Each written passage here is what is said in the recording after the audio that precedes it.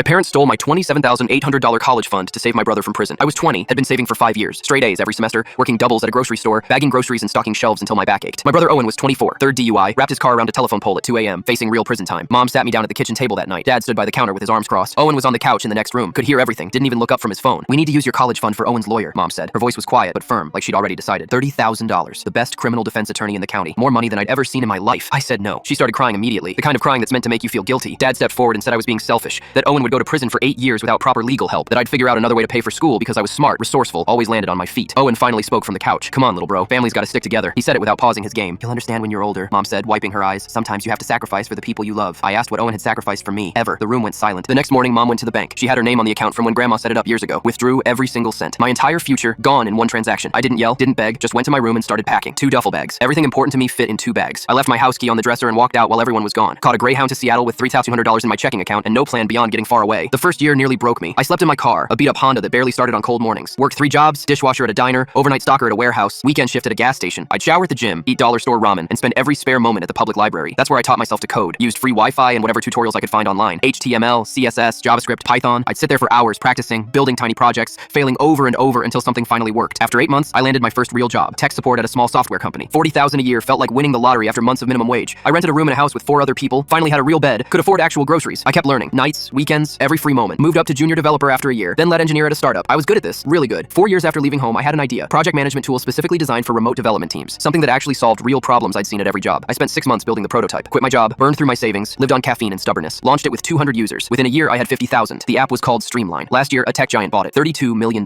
I was 30 years old and wealthier than I'd ever imagined possible. Not because of my family. In spite of them. Last week, Mom found me. Some business magazine ran a profile, mentioned I'd grown up in Ohio. She tracked down my company, showed up at my office with Dad and Owen. They looked older, worn down. Owen, especially, still had that same lost look in his eyes, just with more years behind it. We want to reconnect, Mom said, standing in my office doorway. Be a family again. I asked how long they'd looked for me after I left. 10 months, Dad admitted. The private investigator was expensive. I asked how much they needed. They'd rehearsed this part. $90,000. Dad's back was destroyed from construction work. Medical bills were piling up. Owen was 5 years sober this time, but still unemployed, still living with them. Court fines from his last arrest, the one after the 3rd DUI, were in collections. Mom swore they'd been desperate to find me, that they'd tried everything. I looked at Owen, asked if he'd ever paid them back that 30 grand for his lawyer. He shifted uncomfortably, said he'd been meaning to. I smiled. Told him I'd learned something important living in my car at 20, eating ramen for dinner and wondering if I'd ever amount to anything. Family doesn't steal from each other. They believe in each other. I walked to my office door and opened it. You taught me I'd figure it out on my own. Guess what? I did. Mom started crying. Real tears this time, not the manipulative kind from 10 years ago. Owen's face went red, called me cold, heartless, said success had changed me into someone he didn't recognize. I told him success didn't change me. Being invisible for 20 years did. Being disposable did. Learning that I only mattered when they needed something did. Security escorted them out while Mom begged them to wait, pleaded with me to reconsider, promised things would be different. This morning, she called the main office line 16 times, left voicemails about forgiveness and second chances and how family is supposed to be forever. I forwarded her number to spam and promoted my assistant who'd kept them out all week. She got a raise and a corner office.